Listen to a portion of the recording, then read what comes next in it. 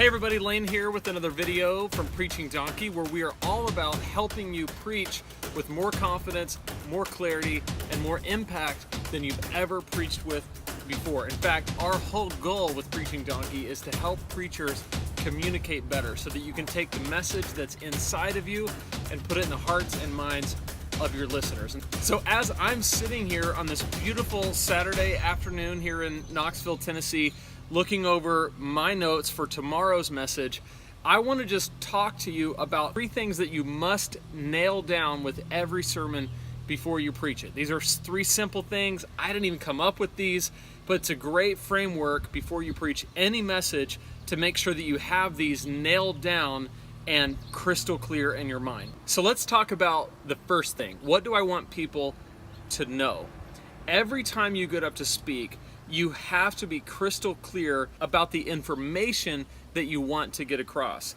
Romans 12 says that we're going to be transformed by the renewal of our mind. And so it's very important when you preach that you preach towards the aim of changing the way people think. Could be changing the way people think about a given thing that God wants them to do, changing the way people think about sin, changing the way people think about God's will, changing the way people think about forgiveness, whatever the case may be. A lot of life change begins in the mind. It begins by changing the way people think. When I look at tomorrow's message, which is going to be about, it's going to be based in Matthew 16, verses 24 through 26, where Jesus looks at his disciples after Peter's confronted him.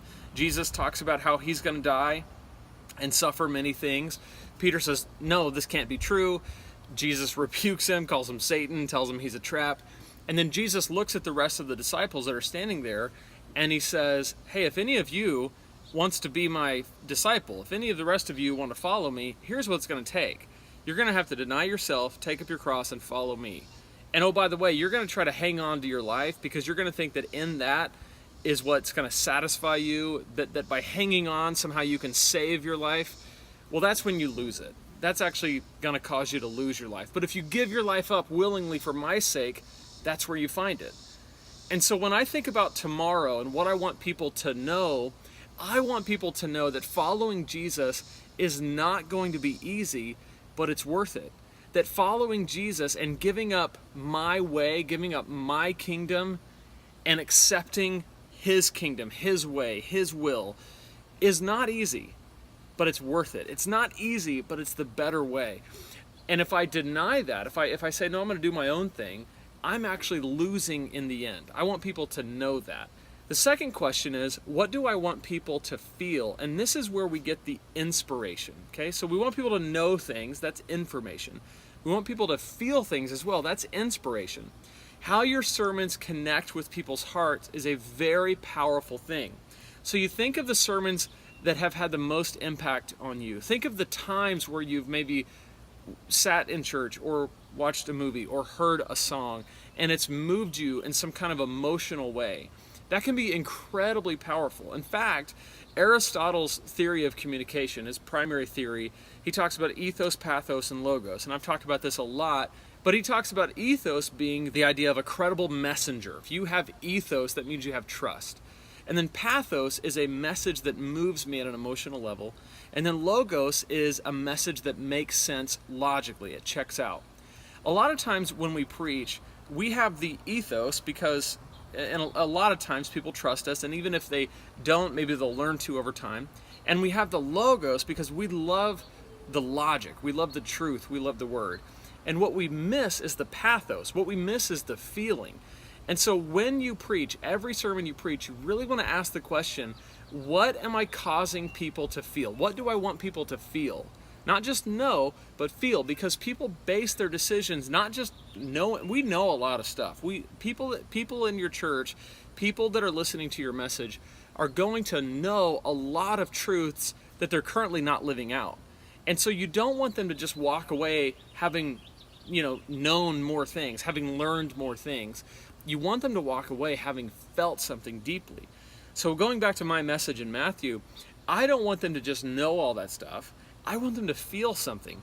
And particularly tomorrow, what I want them to feel is a sense of this reality that they have to make a decision, that there's no neutrality. I want them to feel the weight of, if I follow Jesus, then it means something. If I follow Jesus, then it's going to require something of me. I'm going to have to give up my own way. I'm going to have to deny myself. Oh, that doesn't feel good, right? I'm going to have to take up my cross, and that means that I'm going to have to take what comes with following Jesus, whether that be persecution or ostracism or being misunderstood or whatever the case may be. And then I'm going to have to follow Jesus. And what if he goes in a direction that I don't want to go? I want my listeners to feel that tension. And then when Jesus says, if you try to hang on to your life, you're going to lose it, but if you give up your life willingly for my sake, you'll find it. I want people to feel a sense of relief from that tension when they allow themselves to say, gosh, what if I just let go? What if I let go of the stuff that I'm hanging on to? What would happen then? Because I feel a tension about what Jesus asks of me. I mean, he asks a lot of those who follow him. Deny yourself, take up your cross, follow me. And oh, by the way, if you try to hang on to your life, you lose it. But then he says, what good is it if you gain the whole world and lose your soul? So there's a lot of opportunity in there for me to cause people to feel. So I'm going to do that with story. I'm going to tell my story. I'm going to do that with examples. I'm going to do that by letting the tension really sit there for a while, because I want people to feel it. And then the third question, what do I want people to do? This is the application question. What do I want people to do? At the chorus level, as preachers, we want to preach for life change. And so because of this, when we go into a sermon, we always need to be asking the question, where is this leading? What is the desired outcome? What is the desired response? What do I want people to do? What is the application? Because if they just know something and then they just feel something, but they don't take action on it, then that feeling is going to go away and that knowledge is going to be forgotten. But if they put it into action, then man, they're never going to forget, because it's going to change their life. And it starts in the mind. It starts by changing the way we think, the renewal of our mind.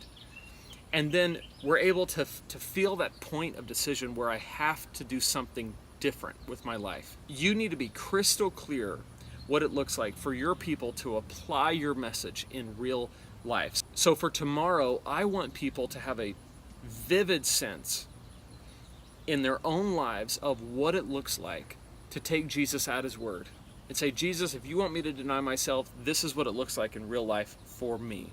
If you want me to give up my way and take your way, this is what it looks like for me to do that. If you want me to take up my cross and follow you, then here's where you're leading and I'm going. If you want me to stop trying to hang on to my life, stop trying to save my life, but give it up so that in you I'll find life, then that's what it looks like for me. So I'll do that with questions.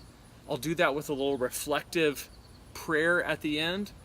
I'll do that with asking them continually throughout the message, where are you? What does this look like for you? What's your situation? Because I don't want them to just walk away having gotten some good information and felt some tension. I want them to act on it.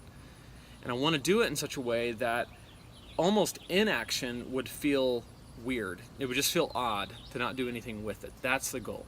So for your next sermon, ask these three questions. What do I want people to know? That's the information. What do I want people to feel? That's the inspiration. And then what do I want people to do? That's the application. If you go into every message with those three questions crystal clear in your mind as the communicator, then what it does is it sets you up to make sure that by the end of the message, you've done those three things. And if you do those three things with every message you do, you'll be well on your way to preaching messages that have high impact, high life change, because it's crystal clear in your mind, and when it's crystal clear in your mind, it's clear in the minds of your listeners. So that's it for today. If you liked this video, give it a like, give it a comment. What are some things that you can do to make sure that your messages move people towards life change?